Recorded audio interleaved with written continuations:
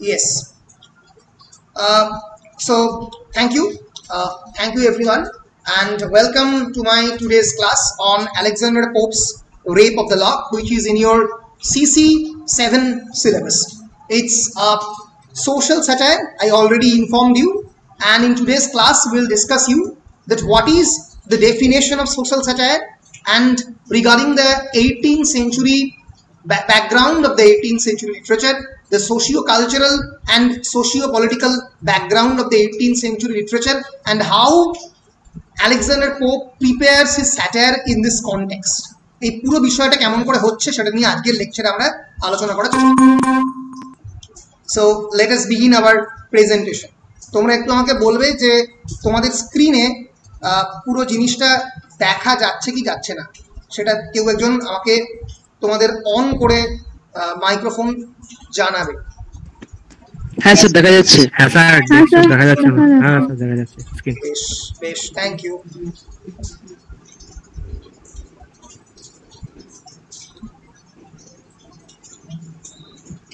বেশ, let us start with the background of the poem. As you can see in the screen of your mobile or your laptop, that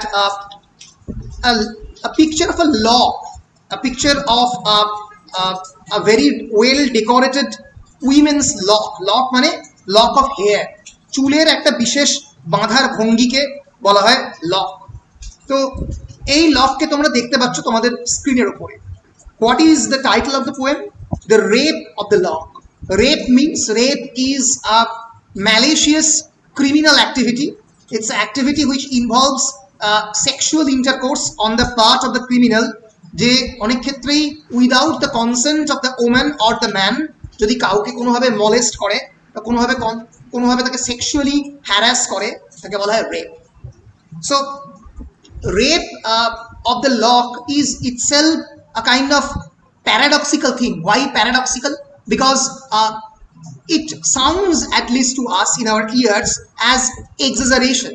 যেন মনে হচ্ছে বাড়িয়ে বলছে, যেন মানে বেসিক্যালি লক তো is a lock of hair, সেটা যদি কেউ কেটে দেয়, it can regrow, it can reinstate, because hair has its own potential to grow itself out from the human skin.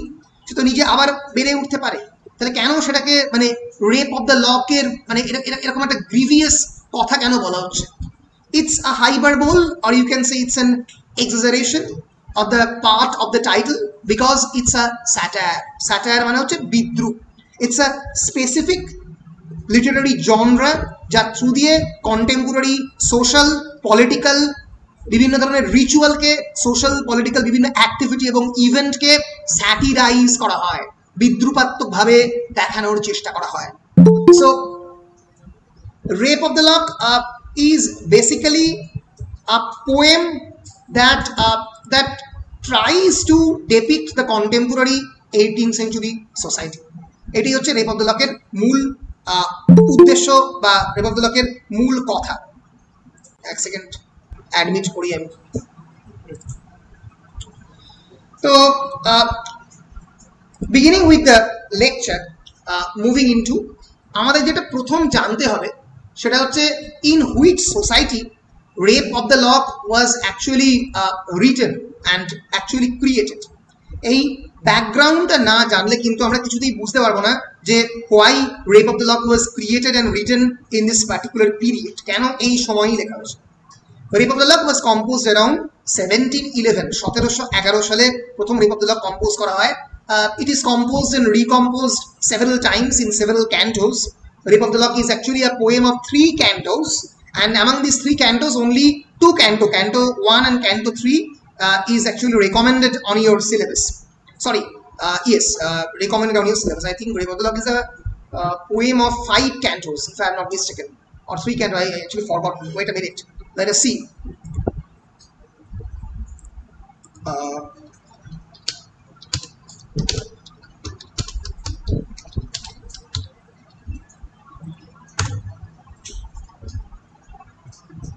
It's a 5 canto poem. Sorry, my mistake. It's a 5 canto poem, and among this, only 2 cantos are recommended in your syllabus. এবার এই 5টা Cantor মধ্যে 2টো canto তোমাদের সিলেবাসে রয়েছে।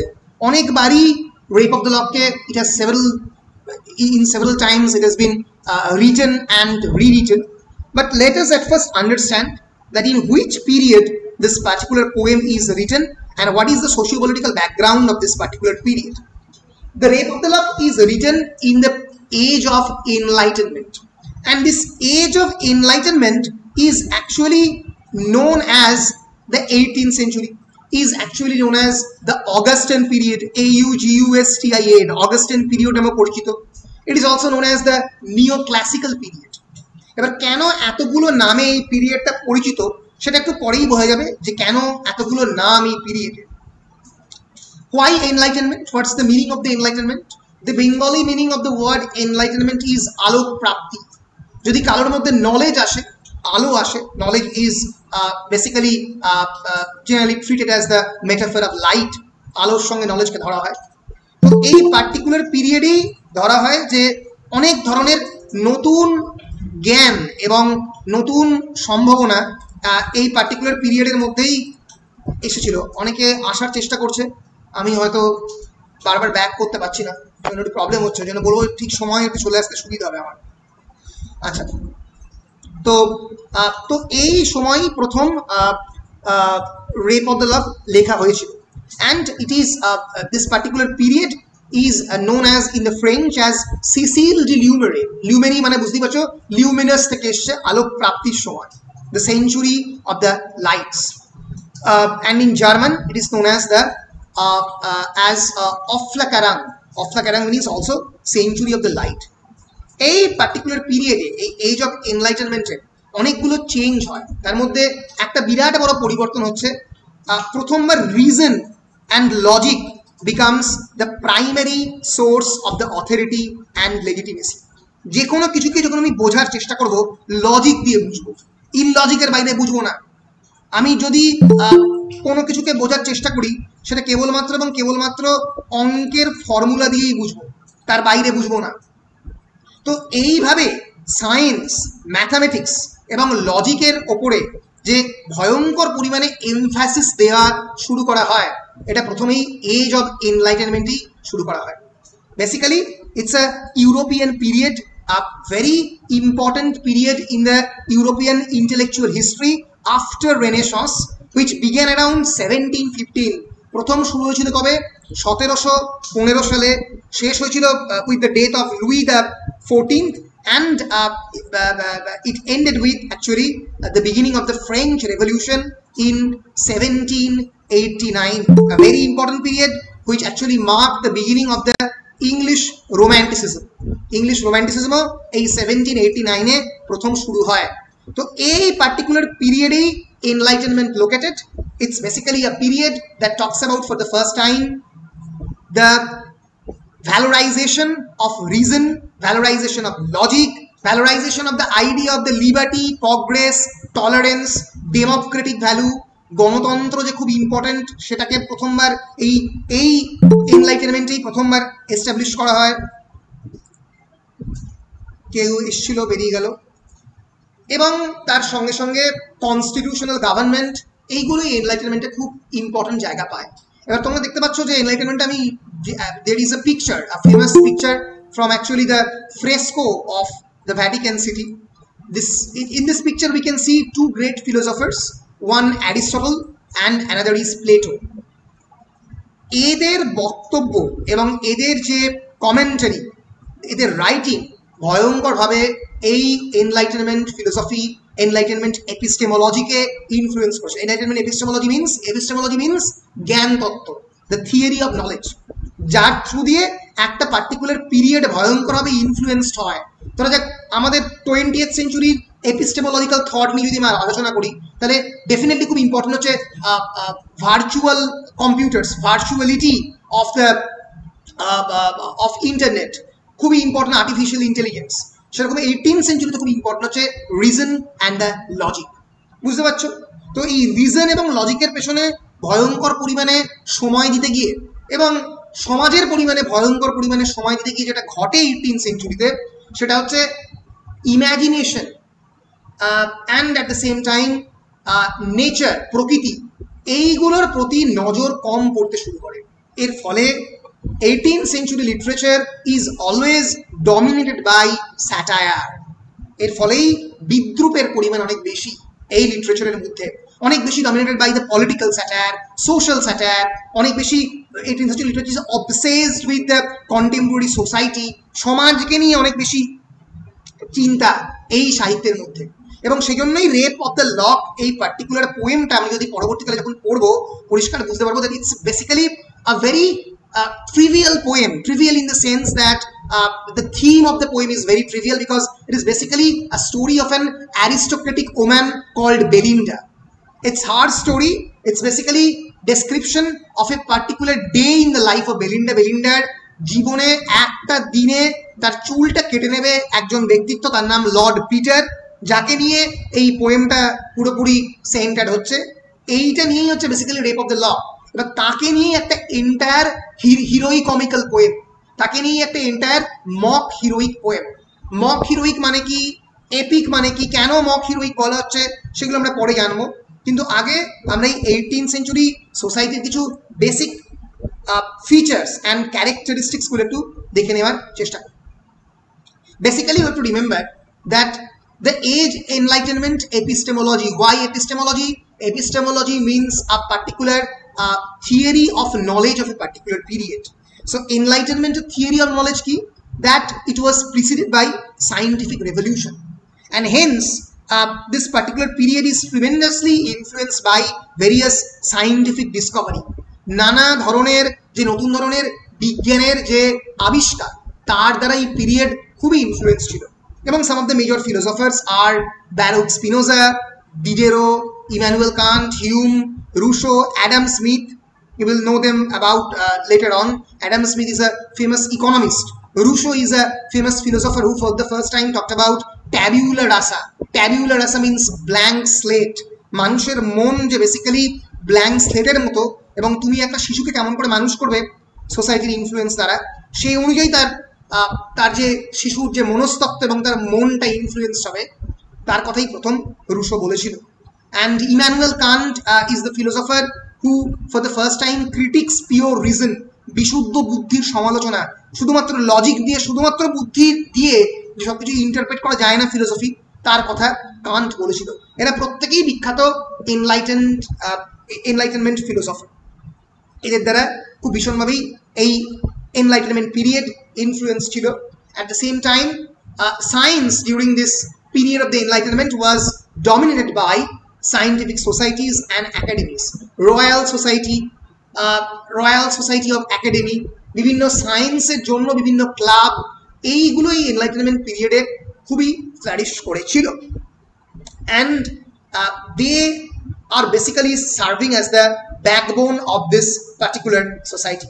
এই পিরিয়ডে প্রথম নিউটন তার গ্র্যাভিটেশনাল থিওরির কথা বলেন। মাথায় রাখতে হবে, তাহলে বুঝতেই পারছো কেন বিজ্ঞানের এই ভয়ঙ্কর জয়যাত্রার ফলেই বিজ্ঞান এই যে একটা pinnacle of height of its ইনভেনশনে পৌঁছচ্ছে, এর ফলেই কিন্তু আমাদের মাথায় রাখতে হবে যে এনলাইটেনমেন্ট ফিলোসফি এই জায়গায় পৌঁছচ্ছে।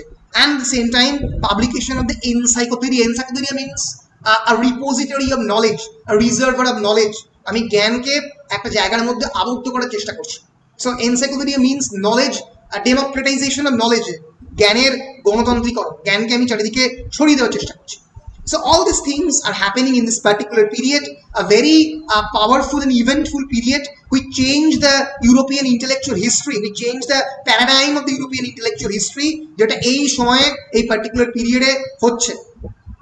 তো সেজন্যই এনলাইটেনমেন্ট এপিস্টেমোলজি একটা অত্যন্ত ইম্পর্টেন্ট পিরিয়ড ইউরোপিয়ান হিস্ট্রিতে।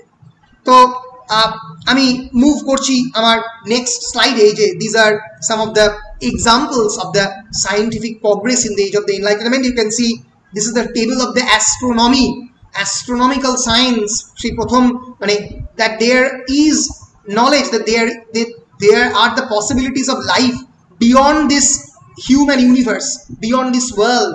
এই পৃথিবীর বাইরেও যে জ্ঞানের পসিবিলিটি আছে তার খোঁজ এই প্রথম এই 18th centuryতে প্রথম শুরু হচ্ছে। And Robert Boyle's air pump used in the demonstration lectures of Parry Poileville. So Robert boil, Isaac Newton, এই সমস্ত গ্রেটেস্ট সায়েন্টিস্টদের জন্ম হচ্ছে এই পিরিয়ডে। So moving on to the 18th century English literature. 18th century is also known as the age of reason.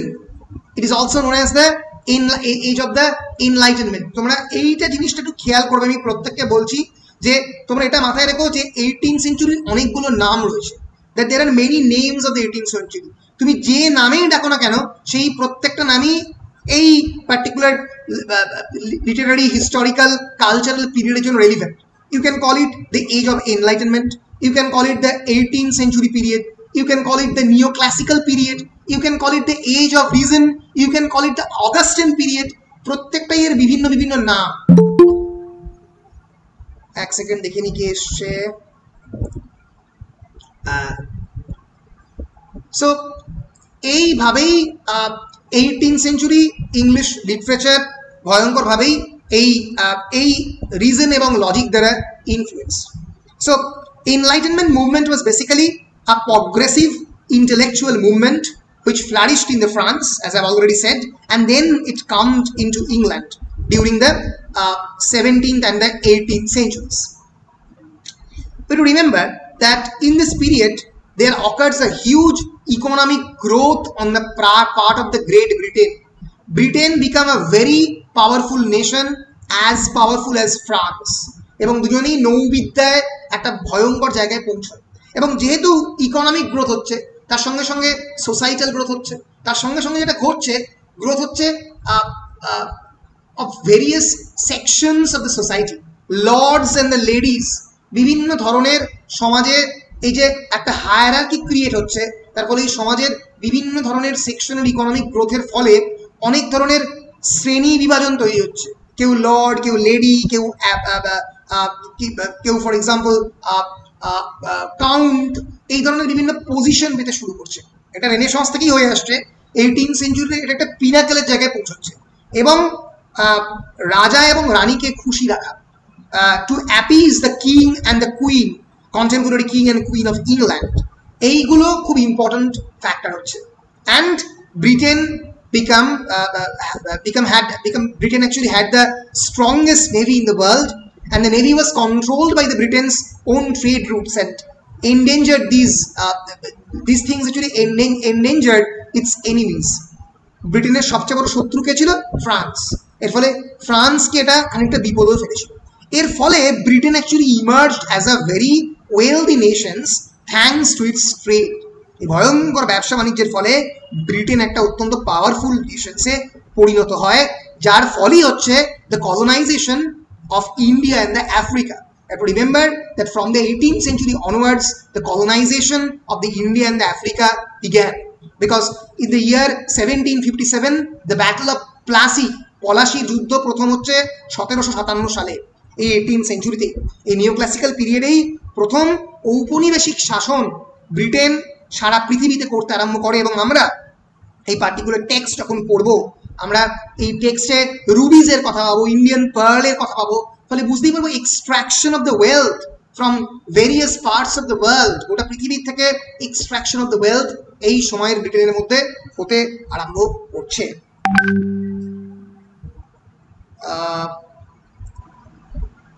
Sorry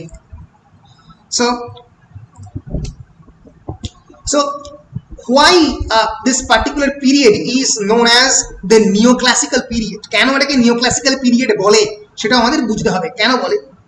18th century is known as the neoclassical period because in this particular period, the period of this particular literature is heavily influenced by the classical literature. Classical literature means Drupadi literature of the Greek and the Roman origin. Literature of Horace, especially Roman origin, literature of Horace and Ovid, Virgil,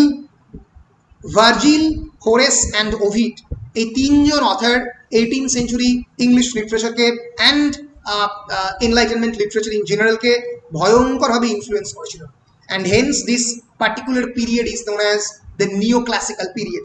এই জিনিসটা সবাই মাথায় রাখবে, এটা একটা basic conception. অনেকেই ভুল করে, কেন নিওক্লাসিক্যাল পিরিয়ড বলে এই ডেফিনেশন অনেকেই দিতে পারে না। 18th century is a period of the revival of the classical literature. It's a period where the major authors imitated the writings of the classical literature, the writings of the Roman authors like Horace, Virgil, and Tasso and others. এবার তার ফলে এটাকে neoclassical period বলা হয়. So the term classic refers in general to the writers of the highest rank in any nation. Classics তাকে কি বলা হয়? আমি যেটা আগের দিন বলছিলাম টিনটিন এবং টিনটিন টিবেটে বোঝাতে গিয়ে, that what is classics? Classics is that which is something universal, which is something eternal, যেটা সবাই মনে রাখে, যেটা সবাই যার দিকে অ্যাট্রাক্টেড হয়, যেটা that which stands the test of the time, যেটা সময়ের জাঁতাকলকে উত্তীর্ণ করেছে, তাকে ক্লাসিক বলে. আর বেস্ট সেলার যেটা এখন ভয়ঙ্করভাবে বিক্রি হয়েছে, Tintin is both a classic and a best seller and a popular literature. কিন্তু সবাই তো তাই নয়. Rape of the lock is a classic. So basically এই ক্লাসিককে ফলো করতে গিয়ে, এই গ্রিক রোমান রাইটারদের ফলো করতে গিয়ে, হোমার, ভার্জিল, হোরেস, ট্যাসো, এদেরকে ফলো করতে গিয়ে 18th century লিটারেচার একটা পার্টিকুলার হিরোইক ডিকশন তৈরি করে, একটা পার্টিকুলার লিটারারি স্টাইল তৈরি করে, যেটা 18th century লিটারারি স্টাইল নামেও পরিচিত. So this particular period is neoclassical period is also known as the age of reason. It is also known as the age of the enlightenment. This is particularly a period of order and restraint. Two very important words, order and restraint. What is the meaning of the word order? Order means something that is orderly, something which is in control, যেটা নিয়ন্ত্রণে রয়েছে আমার, যার প্রতি আমার সম্পূর্ণ আস্থা, ভরসা এবং নিয়ন্ত্রণ, যে রেস্ট্রেন্ট মানে কন্ট্রোল করা. So 18th century is also period of repression in every sense, যে আমার মনের যে ইচ্ছা তাকে অবদমন করতে হবে, কারণ সমাজের জন্য আমাকে ভাবতে হবে. তো এই যে ভয়ঙ্করভাবে সমাজ প্রাধান্য পাওয়া, ভয়ঙ্করভাবে কোর্ট প্রাধান্য পাওয়া, court means court of the kings and the queens, king এবং কুইনের ক্ষমতা বৃদ্ধি পাওয়া, এই প্রত্যেকটাই হচ্ছে basic characteristics of the 18th century literature. So the very important characteristic of 18th century literature is its reliance on reason, its reliance on the logic, the power, the increasing power of the king and the queen, the rise of the court literature. রাজা এবং রানীর দিকে, মুখের দিকে চেয়ে literature লেখা, সাহিত্য লেখা, এবং রাজা এবং রানী এই সাহিত্যিকদের ভরণ পোষণ করতেন, মানে অলমোস্ট দ্য প্যাট্রন হতে দেখি, প্যাট্রোনাইজ করা অথারদের, এটাই 18th century থেকেই প্রথম শুরু হয়. আগেও শুরু হয়েছিল ফ্রম 17th century অনওয়ার্ডস, কিন্তু 18th century তে এটা গিয়ে একটা অন্য লেভেল, একটা ফ্লারিশ করে একটা জায়গায় গিয়ে. This period is also known as neoclassical, as I've already said, because its writers looked back to the ideals and art forms of the classical times, emphasizing even more than their Renaissance counterparts the classical ideas of the order and the rational thought. So যুক্তিকে প্রাধান্য দেওয়া, জ্ঞানকে প্রাধান্য দেওয়া, খুব বেশি পরিমাণে সমাজের কথা চিন্তা করা, এবং তার সঙ্গে সঙ্গে হিউম্যান রাইটের কথা বলা, এবং তার সঙ্গে সঙ্গে কোর্ট লিটারেচার যেহেতু খুব বেশি করে লেখা হচ্ছে, তাই rise of the aristocratic classes, which is itself a very important theme in the Rape of the Lock itself, because Rape of the Lock is basically a poem about the aristocratic classes. একটা বিশেষ শ্রেণীর দিকে নজর রেখে এই কবিতা লেখা. কোন শ্রেণী? একটা অ্যারিস্টোক্রেটিক ক্লাস, যারা lords and the ladies, the beaus and the beau mondes, আমরা পরবর্তীকালে পড়বো, এই শব্দগুলো জানবো, যারা একটা পার্টিকুলার ক্লাসে বিলং করে, তাদের সম্বন্ধে ইউজ করতে এই ধরনের বিভিন্ন হায়ারার্কি ইউজ করা হচ্ছে. So the classical idea of order and moderation, এই আইডিয়ালগুলো এই পিরিয়ডকে ইন্সপায়ার করে, and this period is realistically limited. Realistically limited means it lacks imagination because of its emphasis on common sense. ভয়ঙ্কর পরিমাণে কমন সেন্স, অর্ডার, র্যাশনালিটি, এগুলোকে গুরুত্ব দেওয়ার ফলে 18th century becomes actually a period of order and rationality, and at the same time the age of the reason. I have already discussed with you that why it is called a neoclassical period. Now let us discuss that why it is called an Augustan period. Why it is called an Augustan period? Because it is named after Augustus Caesar. Let us move a bit. একটু এগিয়ে গিয়ে আমরা দেখে নিই এটাকে কেন বলা হয় অগাস্টান পিরিয়ড। তোমরা কি আমার কথা মোটামুটি শুনতে পাচ্ছ তো? হ্যালো, হ্যাঁ বলছি, তোমরা যদি কোনো জায়গাতে দরকার পড়ে আমাকে থামাবে যে স্যার বুঝতে পারছি না বলবে, ঠিক আছে? স্যার বলো। আচ্ছা, বলছিলাম ভার্জিল এলিট কি আমেরিকান পোয়েট? না, একদমই নয়। They are Roman poets. They have written their works around 120 BC, before Christ. They are old poet, much more older than Alexander Pope, much more older than John Dryden, almost 1800 years older than Dryden and Pope. অনেক আগে তারা একটা particular Roman সিভিলাইজেশনে দাঁড়িয়ে তাদের লেখা লিখছে। তাদের যে আইডিয়ালগুলো ইমিটেট করছে এই ব্রিটিশ অথাররা। কিসের আইডিয়াল? না, আইডিয়াল অফ অর্ডার, রেস্টুরেন্ট, একটা পার্টিকুলার রাইম স্কিম মেনটেন করা। এপিক লিখতে পারছে না তো, মানে 18th century is not a period of epic. কেন নয় সেটা আমি পরে ডিসকাস করবো। এপিক মানে হচ্ছে মহাকাব্য। মহাকাব্য তখনই ক্রিয়েট করা পসিবল যখন সেই লেভেলের ক্যারেক্টার ক্রিয়েটেড হয়, যখন সেই লেভেলের চারপাশে একটা এনভায়রনমেন্ট থাকে, অ্যাম্বিয়েন্স অ্যান্ড অ্যাটমসফিয়ার ক্রিয়েটেড হয়। এপিক একটা এলিভেটেড থিমে লেখা হয়।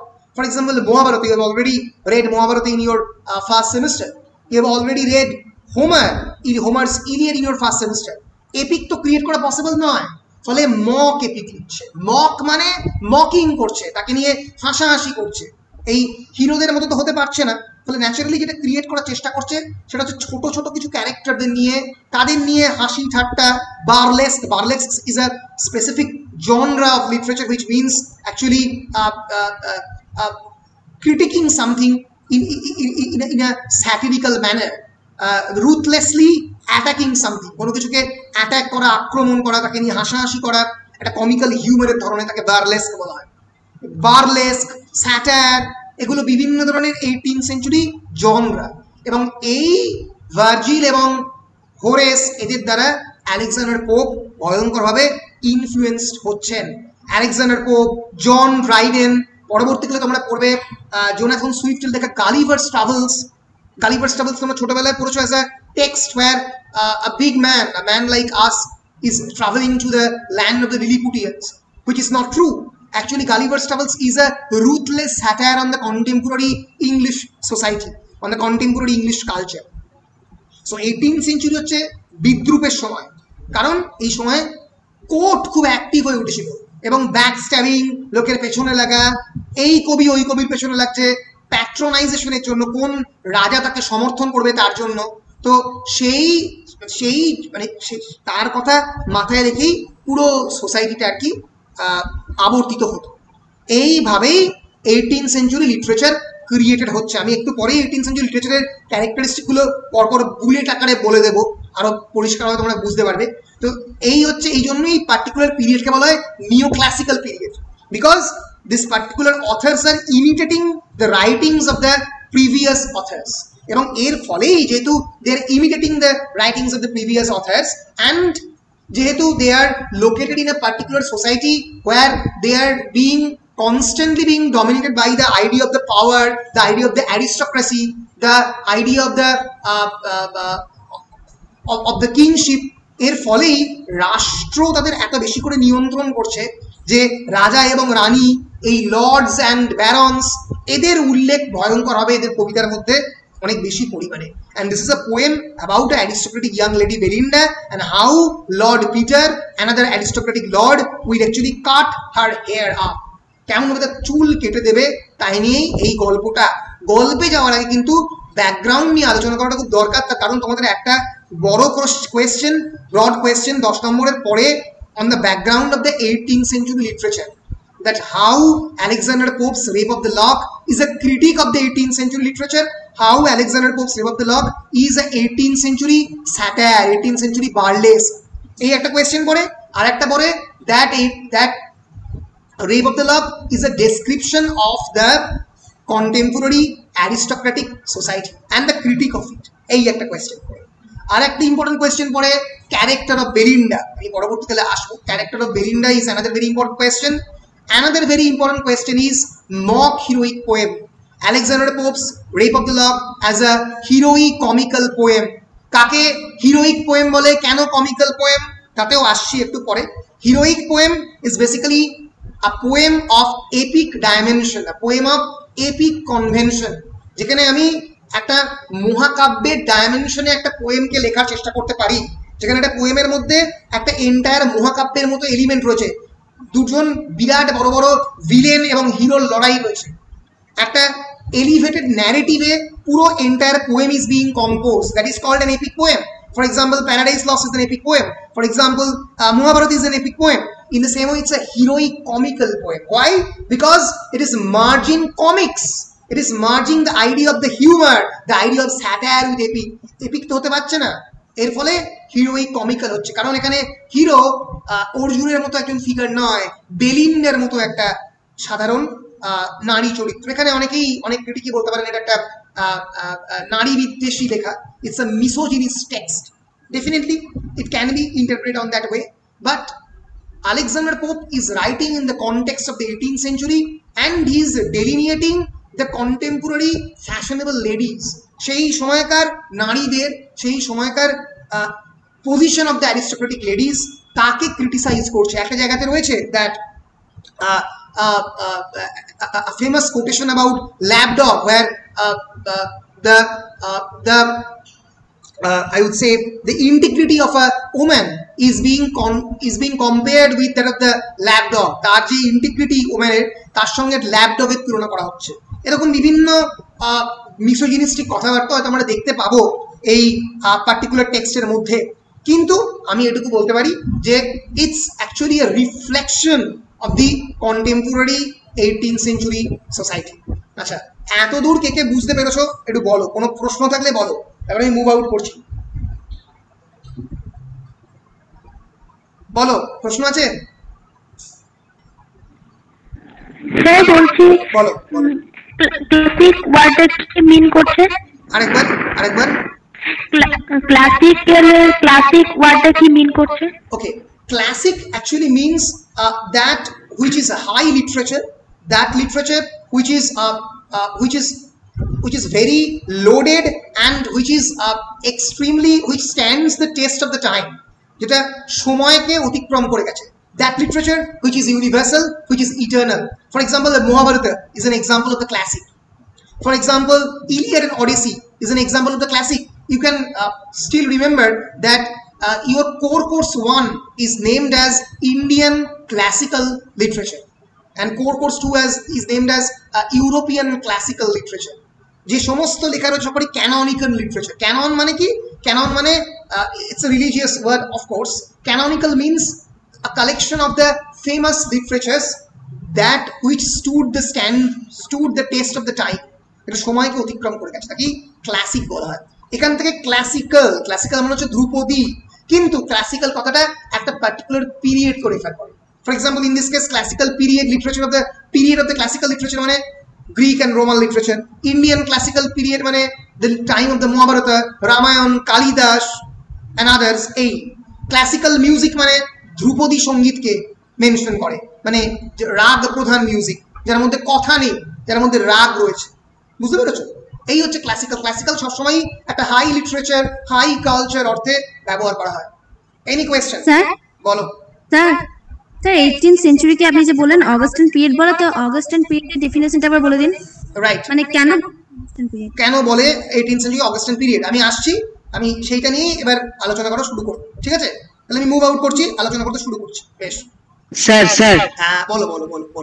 হ্যাঁ, বলছি আপনি একটু আগে বললেন যে epic, rape of the lock epic যেটা বললেন, তাহলে এটা এপিক কি বললেন?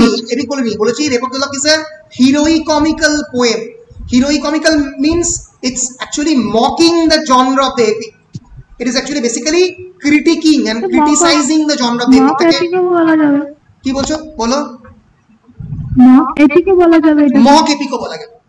It's a heroicomical poem. It's a mock epic poem because it is mocking the conventions of the epic. বুঝতে পারছো? এপিকের যে কনভেনশন গুলোকে সেগুলোকে মক করছে, সেগুলো নিয়ে হাসাহাসি করছে, স্যাটিরাইজ করছে। বলো স্যার, মক পোয়েমে তো মানে বলা যাবে না mock heroic poem? Mock heroic পোয়েমে সব বিভিন্ন নাম আছে। মক হিরোইক বলা যেতে পারে, হিরোইক কমিক্যাল বলা যেতে পারে, মক এপিক বলা যেতে পারে, এই বিভিন্ন নাম। আমি একটু পরেই সেগুলো নিয়ে বিস্তৃত আলোচনা করব, চিন্তা নেই। আর বলো। আচ্ছা, একটা কোশ্চেন ছিল। বলো স্যার, লুমিনাস যদি বললেন ওটা মানেটা কি বললেন sir? Luminous means that which is igniting, যেটা জ্বলে, যেটা জ্বলতে থাকে, যেটা খুবই মানে বিখ্যাত, তাকেও লিউমিনাস বলে। Luminous people, some of the famous people are standing there. Okay sir. আর কিছু? বেশ, তোমাদের যখন মনে হবে যে তোমাদের ডেটাটা ফুরিয়ে আসছে বা অসুবিধা হচ্ছে, সেটা তোমরা আমাকে বলবে, ঠিক আছে? তাহলে আমি যেটা করবো যে ক্লাসটা এখানে শেষ করবো। চাইলে ক্লাসের বাকি অংশটা আমি ইউটিউবেও দিতে পারি, তোমরা চাইলে এটা তো দেবই, বাকিগুলো দিতে পারি, তোমরা আমাকে বলবে আর কি, ঠিক আছে? তোমাদের পুরোটাই ডেটার উপরে ডিপেন্ড করে হবে। বেশ, মুভিং আউট। বেশ, so as I am discussing that this particular period emphasizes on the reason, on the logic, on the order, on the balance of the individual, and hence it is known as a period of prose and reason, bodher shomoy, prose and reason. And you have to remember that in this particular period is very important because in this particular period industrial revolution also takes place. Industrial revolution takes place around 1760s, 1660, 1650, 40s. এই সময়টাতে প্রথম industrial revolution in England is actually occurring, and poor living and working conditions, disagreement about the reform efforts, all these forms of discussions is actually leading to the age of the Enlightenment. All these things are leading to the period of Enlightenment. এর দিকে আমাদেরকে ঠেলে নিয়ে যাচ্ছে। তো basically এটা একটা খুব ইম্পর্টেন্ট পিরিয়ড এই জন্য, because it's also a period of the glorious revolution. এই সময় প্রথম রক্ত নেই এরকম একটা সংগ্রাম ঘটে, তাকে গ্লোরিয়াস রেভলিউশন বলা হয়।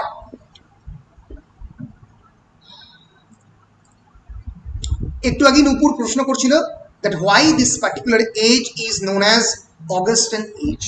This particular age is known as Augustan period because it is named after the Emperor Augustus Caesar, who ruled Rome from 27 BC to 14 AD. এবার তোমরা আমাকে প্রশ্ন করতেই পারো যে why this particular period is named after Augustus? কারণ Augustus Caesar ruled Rome from 27 before Christ, অনেক দিন আগে, আজ থেকে প্রায় মানে 1700-1800 বছর আগে। তাহলে কেন তার নামে অগাস্টাইন পিরিয়ড করা হলো? এই যে একটু আগে বলছিলাম that this particular period relies strongly on the neoclassical ideas, neoclassical beliefs. তারা ক্লাসিক্যাল বিভিন্ন আইডিয়াগুলোকে প্র্যাকটিস করতে চেষ্টা করছো লিটারেচারে, কালচারে, পলিটিক্সে, সব জায়গাতে।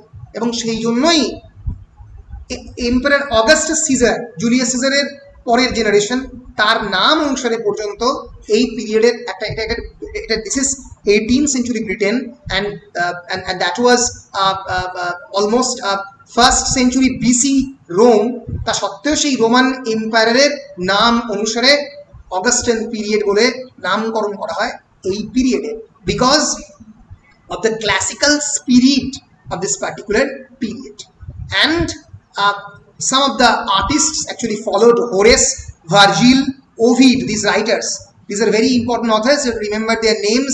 They are Roman classical authors.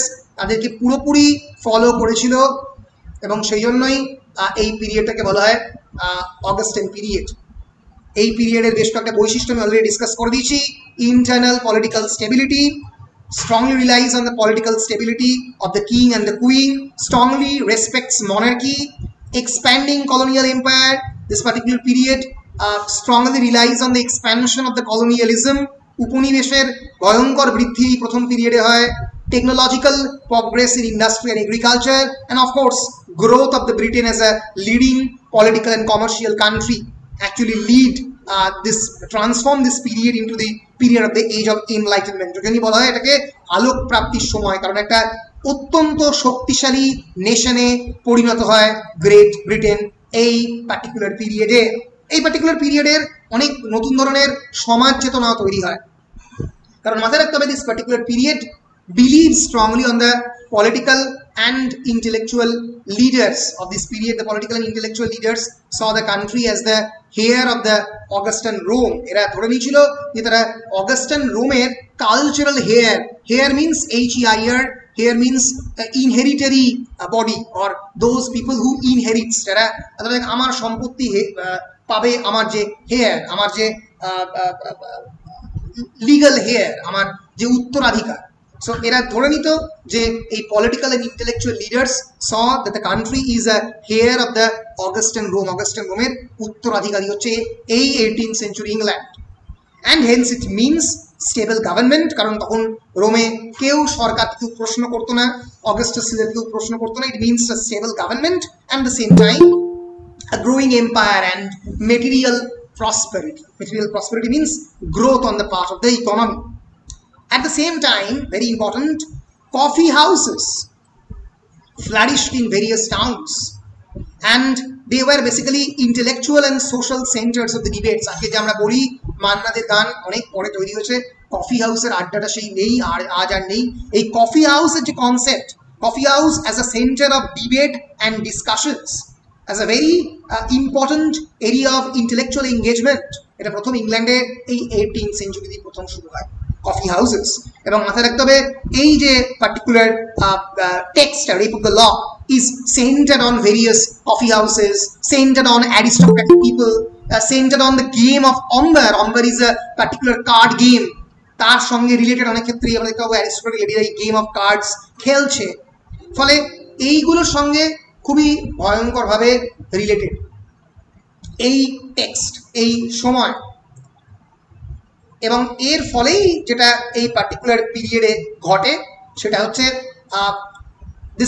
in this particular period we can see strong traditionalism, কনভেনশনকে ফলো করা, ঐতিহ্যকে ফলো করার চেষ্টা।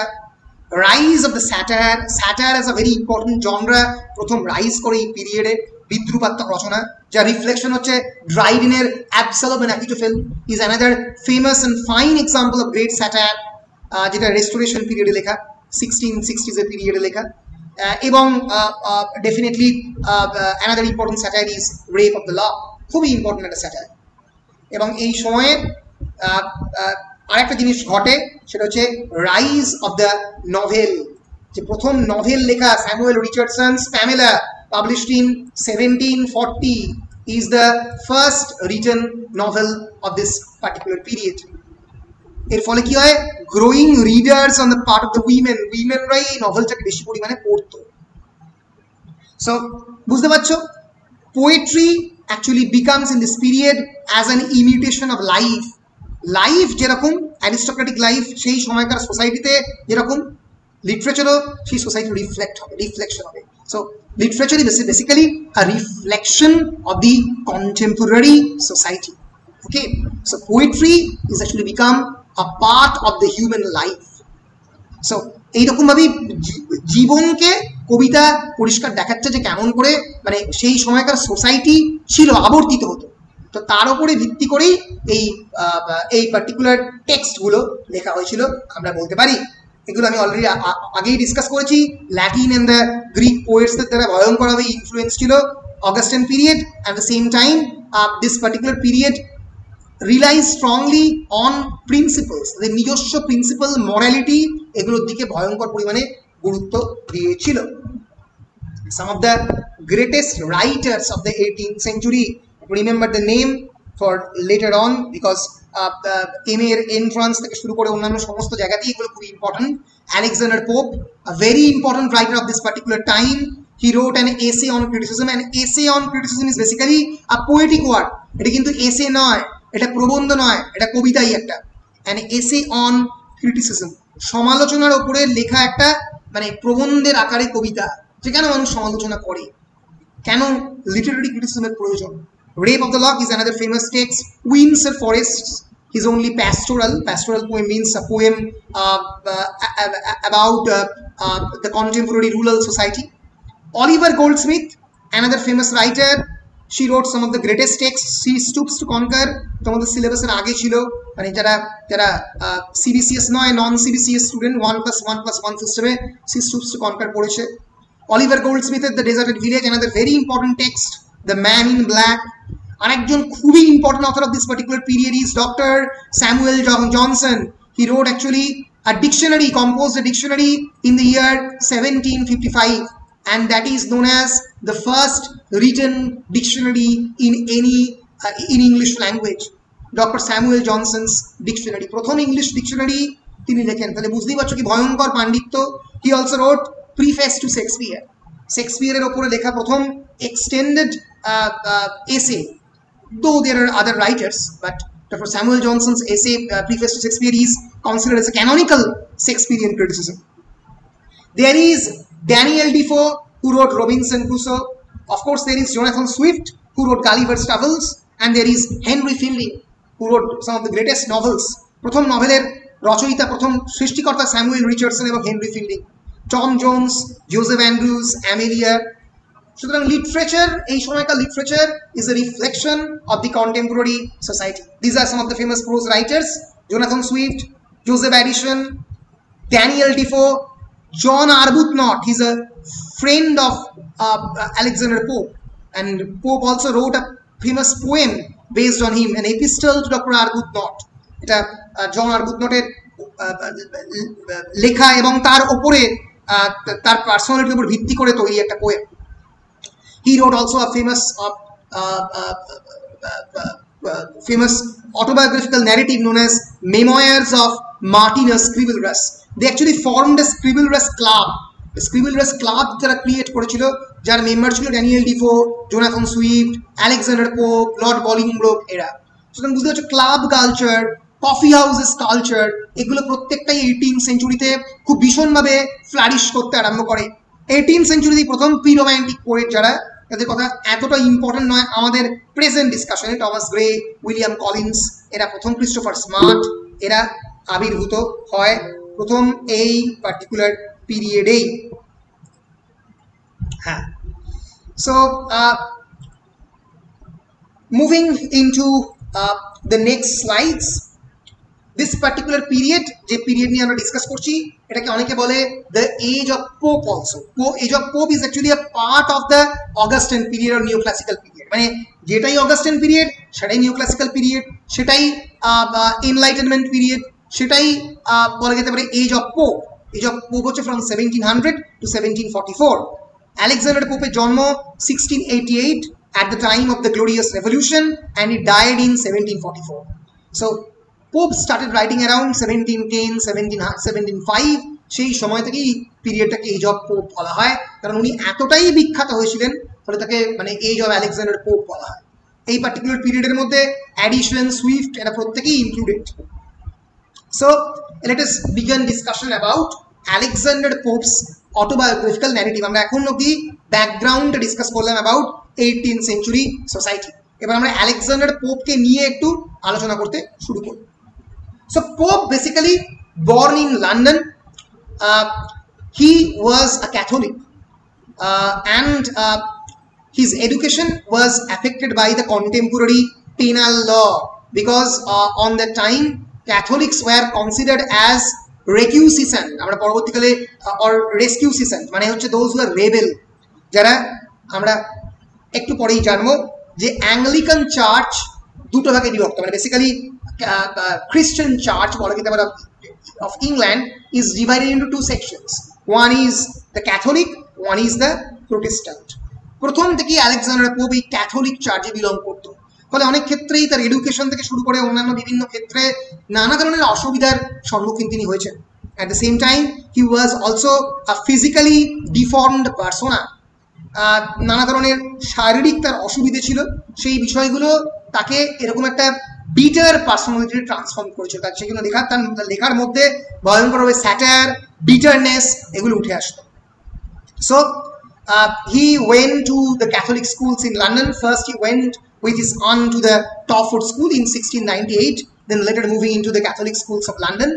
At the age of 12, he suffered numerous health problems, and such as the Pott's disease, which is a form of tuberculosis, এক ধরনের TB that affects actually the bone, known as the bone TB, which deformed his body structure and stunted his growth, leaving him with a severe hunchback. তার পিঠে একটা কুঁজ হয়ে গিয়েছিল, সারা জীবনটা ঠিকমতো সোজাভাবে হাঁটতে পারতো না আলেকজান্ডার পোপ।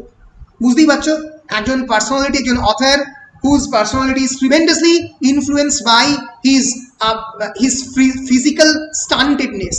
সে ঠিকমতো হাঁটতে পারছে না, চলতে পারছে না, তার হাঞ্চব্যাক হচ্ছে, টিউবারকুলোসিসের ফলে সে তার একটা ভয়ঙ্কর রোগ হয়েছে, ফলে ন্যাচারালি তার পার্সোনালিটিটা ট্রিমেন্ডাসলি ইনফ্লুয়েন্স হতো তার এই শারীরিক প্রবলেমস, ফিজিক্যাল প্রবলেমসের দ্বারা।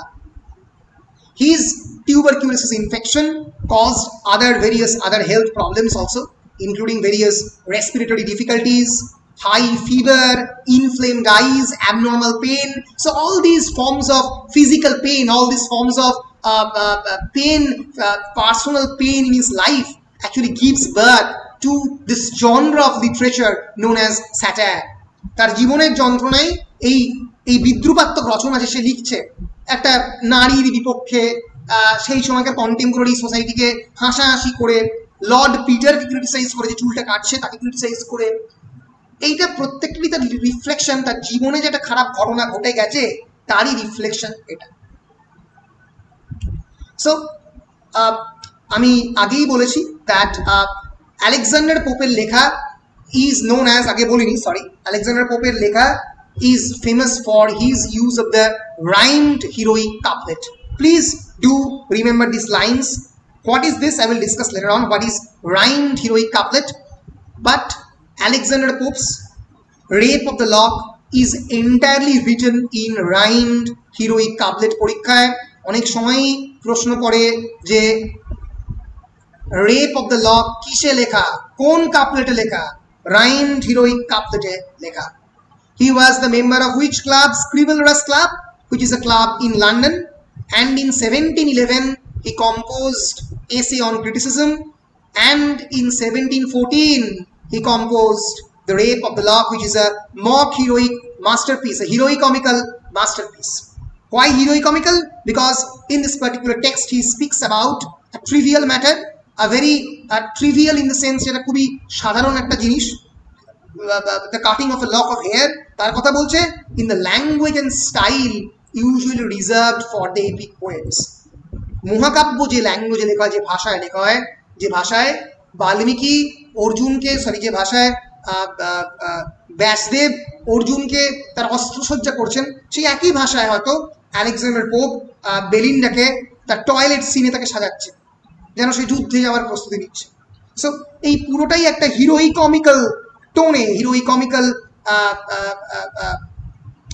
ম্যানারে, মক এপিক ম্যানারে রিপ্রেজেন্ট করা।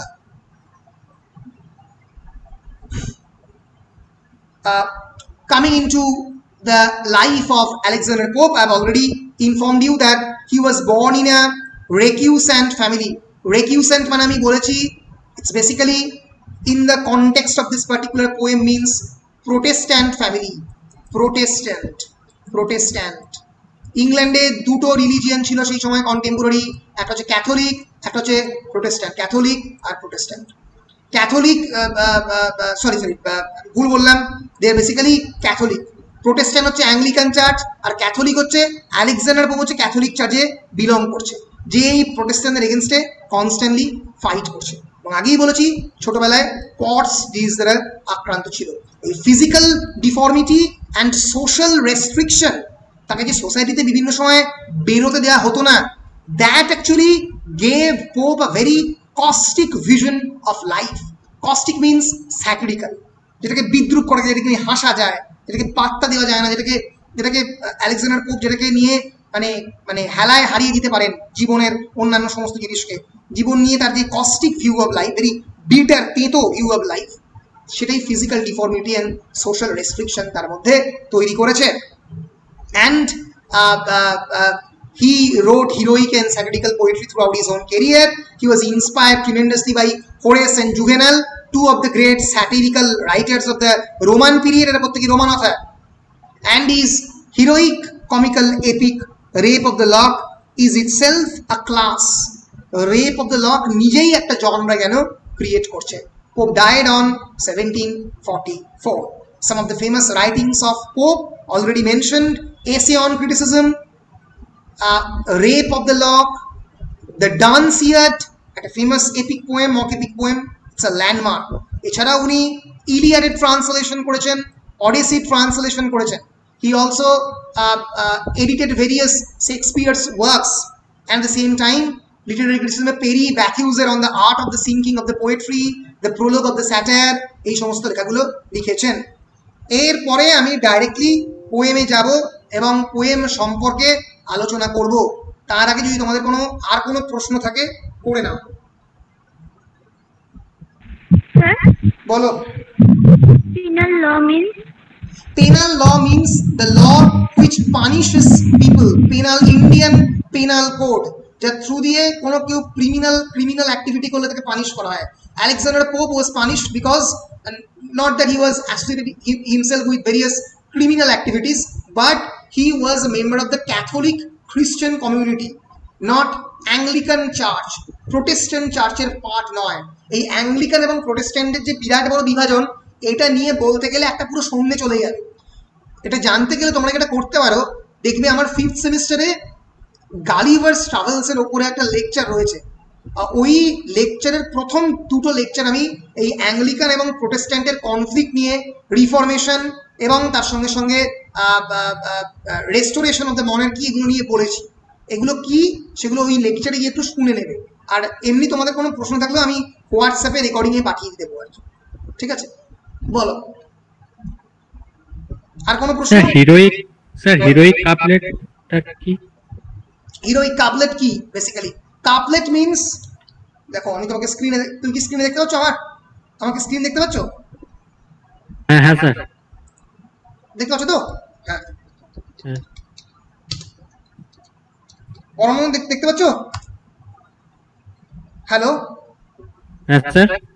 স্ক্রিন দেখতে পাচ্ছ? স্ক্রিনে না, দেখতে পাচ্ছ না, তাই তো? না, বলবে যদি স্ক্রিনে দেখতে না পাও। হ্যাঁ, এবার দেখতে পাচ্ছ?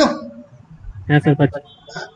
Heroic couplet is basically, it's a traditional form of English poetry which uses iambic pentameter. Iambic pentameter কাকে বলে তোমরা দেখেছো?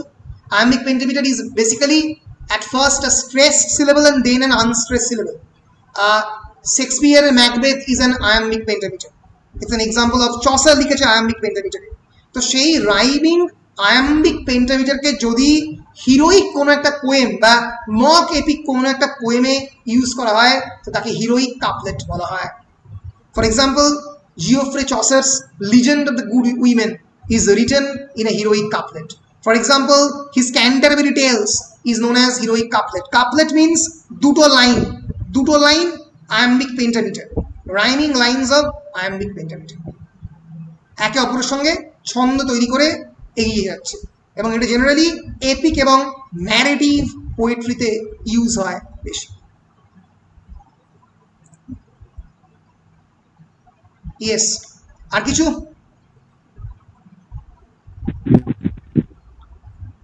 বলো, আর কোনো প্রশ্ন আছে কিনা? তাহলে কি আজকে এগিয়ে যাবো নাকি মানে নেক্সট ক্লাসে করবো? এটা বলো তোমরা, আমি এগিয়ে যাচ্ছি।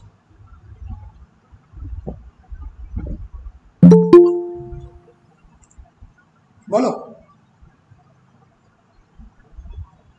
এগিয়ে যাচ্ছি, ঠিক আছে, বেশ। Now moving on to the text of the poem. As I have already said, let us at first look. তোমরা আমাকে দেখতে পাচ্ছ তো? স্ক্রিন দেখতে পাচ্ছ তো? হ্যাঁ, বেশ। Now let us have a look into the title of the poem. The title of the poem is known as the Rape of the Lock. Let us at first define what is rape. Rape is basically an unlawful activity of sexual intercourse or any other sexual form of penetration without any consent on the part of the victim. It's an act of plunder, it's an act of violent seizure. For example, rape of the Lucrece, it's a poem by William Shakespeare. The rape of the Sabine woman, একটা historical ঘটনা যেখানে Sabine বলে একটা Greek দেশের জায়গাতে উইমেনদেরকে rape করা হয়, তাদেরকে কনকার করা হয় করে, মানে মানে মানে তারাই এই ঘটনাটা ঘটায় যারা যুদ্ধে জিতেছিল, যারা বিজিত, যারা পরাজিত তাদেরকে দখল করার চেষ্টা করে। In the context of this particular poem, the title rape is used in the archaic sense, not in its present sense. Archaic sense মানে এটা পুরনো অর্থে ইউজ করা হয়েছে। Rape here means the act of seizing and carrying off by force, জোর করে কিছু কেড়ে নেওয়ার চেষ্টা। And lock in the context of this poem refers to the lock of the hair. As I have already said, that how the word rape is completely differently used in the context of this poem. The word rape is being used in a very mocking sense, not with the grievous intent that the word carries itself. ওয়ার্ডের মধ্যে যে নিজস্ব একটা লোডের ধারণাটা আছে রেপের মধ্যে, একটা অত্যন্ত খারাপ ক্রিমিনাল অ্যাক্টিভিটি, তার জঘন্যতম একটা অপরাধের মধ্যে একটা, কিন্তু সেইটা কিন্তু এই পার্টিকুলার পোয়েমে তার কিন্তু ছিটে ফোটা আমরা দেখতে পাচ্ছি না। It's actually the act of seizing and carrying off by force, though it's also a great crime, undoubtedly. Basically একজন মহিলার চুল কেটে নেওয়া একটা সত্যি খুব বড় অপরাধ, কিন্তু এই পার্টিকুলার সেন্সে এই act of seizing and carrying of by force is actually used in a different context. Now talking about this, I must clarify you that in the 18th century context, this rape of the law actually means a different thing. কারণ সেই সময়ে দাঁড়িয়ে ধরা যাক কোনো একজন Lord যদি একজন অ্যারিস্টোক্রেটিক ওম্যানকে প্রপোজ করতো, তাহলে যেটা ঘটতো সেটা হচ্ছে সেই প্রপোজালের সম্মতি হিসেবে সেই পার্টিকুলার ওম্যান তার চুলের একটা অংশ কেটে সেই লর্ডকে বা সেই মানুষটাকে দিত তার হাতে। মানে that's actually giving approval or giving consent to the approach or the proposal of the man. সেই মানুষ যে প্রপোজটা করেছে সেই ব্যক্তিত্বটা, সেই প্রপোজালে সে সাড়া দিল, আর যদি সে সাড়া না দিত তাহলে সে কিছুই দিত না, ন্যাচারালি নেগেট করতো, ডিসঅ্যাপ্রুভ করতো of the relationship of the offer.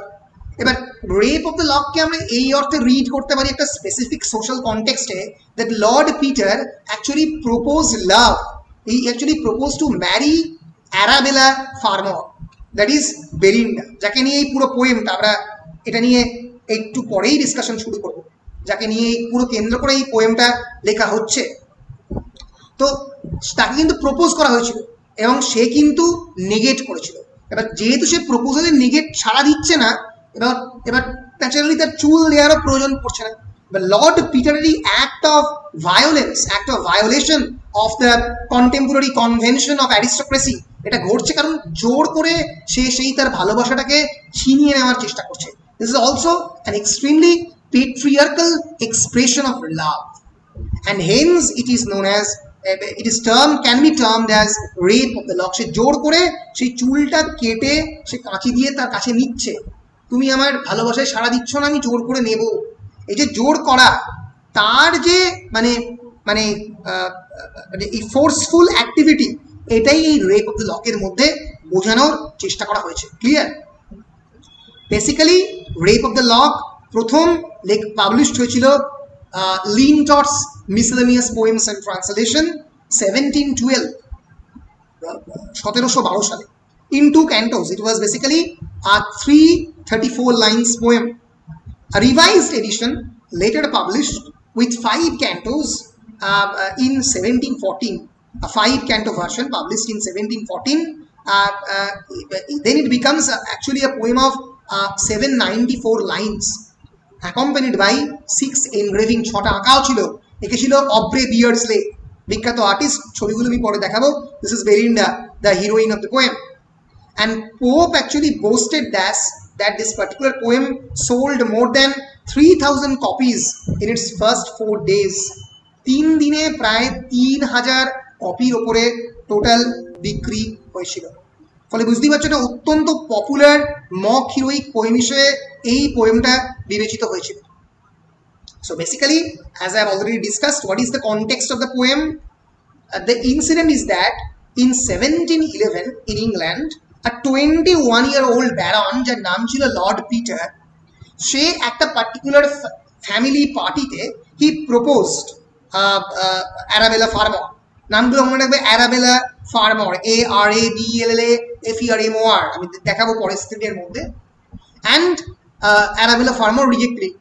Then in a party he had sneakingly cut a lock of hair from the head of that beautiful woman, head of Arabella farmer, whom he had been courting মানে tried to propose, ভালোবাসার চেষ্টা করছিল। And Arabella took a huge offense and a feud began between the two families. Feud means a very angry exchange, a kind of fight. Feud মানে একটা conflict, একটা দ্বন্দ্ব, দুটো ফ্যামিলির মধ্যে একটা ভয়ঙ্কর দ্বন্দ্ব শুরু হয়। And Pope actually wrote this poem in order to help both the families to reunite and settle the feud. এই দুটো ফ্যামিলির মধ্যে যে দ্বিধা দ্বন্দ্ব সেগুলোকে রক্ষা করবার জন্য আলেকজান্ডার পোপ প্রথম এই রেপ অফ দ্য লকটা লেখে, because of the request of John Caryll, his friend. So can you see my screen? দেখতে পাচ্ছ তো? হ্যাঁ স্যার। আচ্ছা।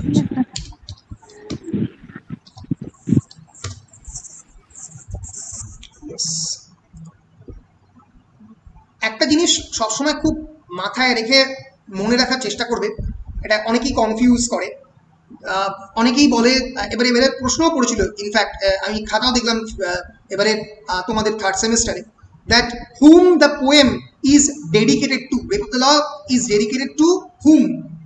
অনেকেই লিখেছে জন ক্যারিল, who is actually the friend of Alexander Pope. Is this John Caryll a friend of Alexander Pope? No, it is not. The poem is dedicated to Arabella Farmer. That is the real life character of Belinda. এই গল্পের যে মূল heroine Belinda, Arabella Fermor, তাকেই dedicate করেছেন এই entire পোয়েমটা Alexander Pope. and he in fact wrote a kind of dedicatory letter. I will show you the dedicatory letter in a minute. Yes, this is here is the dedicatory letter. Madam bole address korchen, ei pore porbo ei letterta, kintu the poem is actually dedicated to Arabella Farmer. The poem is inspired by John Caryll. John Caryll is inspired. Why this poem is written? Because to reunite the two families. Because Lord Peter at the Beanfield had surreptitiously cut a lock of hair from the head of the beautiful Arabella Farmer. That is the bone of contention of the poem. এই পোয়েমের সবথেকে গুরুত্বপূর্ণ ঘটনা হচ্ছে cutting of the lock, which will occur in the third canto of the poem. প্রথম দুটো canto যদি শুধুমাত্র preparation হবে, থার্ড ক্যান্টোতে গিয়ে Lord Peter will cut off the lock of hair of Belinda, whom he had been courting. And Arabella took offense and a schism মানে feud or conflict developed between the two families, between the Arabella Farmer's family and Peter's family. John Caryll, a friend of both the families and an old friend of Alexander Pope, he suggested that he work up a humorous poem about the episode which would demonstrate to both sides that the whole affair had been blown out of proportion and thus effect a reconciliation between them. বললো তুমি এমন একটা কবিতা লেখো যাতে দেখানো যায় যে গোটা ঘটনাটাই is blown out of proportion, যেন বড্ড বেশি করে দেখানো হয়েছে। আমি জানি না যে একজন নারীর সত্যি চুল কেটে নেওয়াটা কতটা সত্যি খুবই খারাপ কাজ, এবং এটাকে ব্লোন আউট অফ প্রপোর্শন কতটা বলা ঠিক সেটা একটা অবশ্যই বড় প্রশ্ন। কিন্তু যাতে দুটো ফ্যামিলির মধ্যে ঠিকঠাক মতো রিলেশনশিপ হয়ে যায় তার জন্য একটা হিউমারাস পোয়েম, একটা mock epic mock heroic poem লিখতে রিকোয়েস্ট করেন John Caryll. John Caryll is the friend of Alexander Pope who request Pope to write this poem.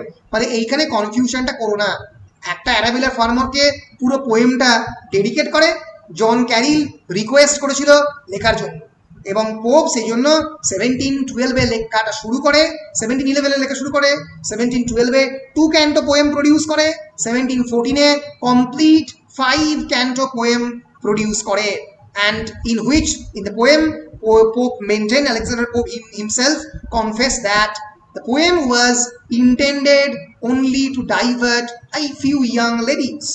কয়েকজন ইয়াং লেডিসকে ডাইভার্ট করার জন্য, তাদেরকে তাদের রাগকে সরিয়ে আনবার জন্য এটা লেখানো হয়েছে। In fact, something rather more substantial, and the farmers took offense. Farmer কিন্তু অ্যারাবেলা ফার্মার কিন্তু আরো রেগে যায়, and this time at Pope himself, পোপের ওপরই রেগে যায়, who had to placate them with a letter usually printed before the text, which explains that Arabella and Belinda, the heroine of the poem, are not identical. এই যে dedicated লেটারটা Alexander Pope পরবর্তীকালে madam বলে address করে লেখেন Arabella ফার্মারকে at the beginning of the rape of the lock, এটা পরবর্তীকালে লেখা হয়েছিল, যেটা টেক্সটের মধ্যে ইনক্লুড করা হয় পরবর্তীকালে, কারণ ফার্মার ফ্যামিলি খুবই অফেন্স নিয়েছিল এই বেলিন্ডার ডেসক্রিপশনের জন্য। যদিও আমরা সবাই জানি that Belinda is Arabella Farmer, but Alexander Pope said that, Madam, it is not you, এটা আপনি নয়, আপনি দয়া করে পার্সোনাল কোনো অফেন্স নেবেন না। সো এইভাবে এই পোয়েমটাকে পুরোপুরি কনস্ট্রাক্ট করা হয়। সো এই হচ্ছে মোটামুটি পোয়েমের ইন্ট্রোডাকশন। এইবার যেটা রয়েছে সেটা হচ্ছে পোয়েম সম্পর্কে বেশ কয়েকটা জিনিস। আজকে কি সেটা শুরু করবো নাকি সেটা নেক্সট ক্লাসেই করি, নাকি আজকে সেটা একটু বড় হয়ে যাবে নাকি, বলো? বেশ, তাহলে আজকে থাকলো, আজকে I have discussed about the basic background of the poem, 18th century neoclassical period of the contemporary 18th century. What is neoclassical period? What is Augustan period? What are the basic characteristics of the neoclassical and Augustan period? And I've also introduced with you about the poem of the Rape of the Lock. What is Rape of the Lock about? It is about basically cutting of the lock of the hair of Arabella Farmer by Lord Peter. Both are real life characters.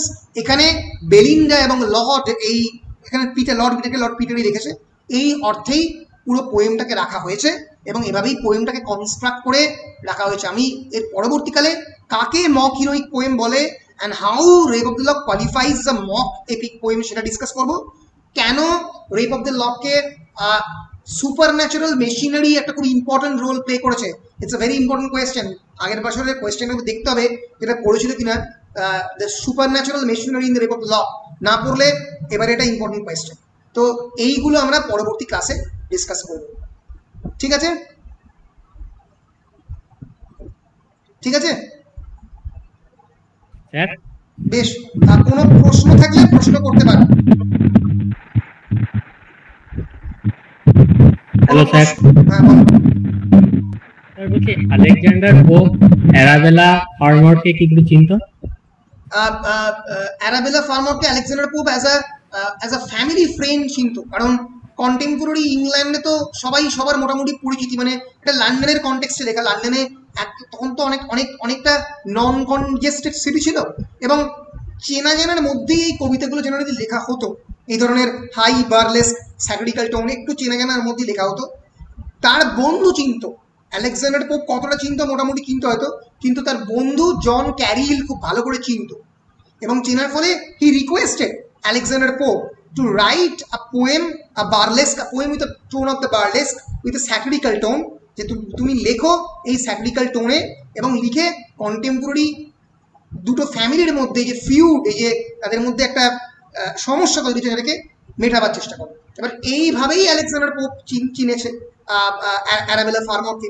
এবার চেনার পরে অ্যারাবেলা ফার্মারের কবিতার প্রতি আপত্তি হয়েছে, যখন আপত্তি হয়েছে তখন আলেকজান্ডার পোপ একটা চিঠিও লিখেছে অ্যারাবেলা ফার্মারকে, that you are not identical with Belinda. এভাবে আবার সম্পর্কটা ঠিকও করার চেষ্টা করেছে। এই হচ্ছে মানে পোয়েমটার মানে মূল উদ্দেশ্য।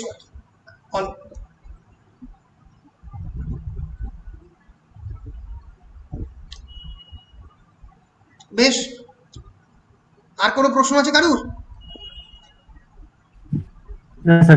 বেশ, তাহলে আজকের ক্লাস এখানে শেষ করছি। পরের ক্লাস আবার কখন নেব তোমাদের কোনো আলোচনা করে বলে দেবো গ্রুপে, ঠিক আছে? বলো বলো। বলছি যে বেলিন্ডা আর অ্যারাবেলা ফার্মার একটাই মেয়ে?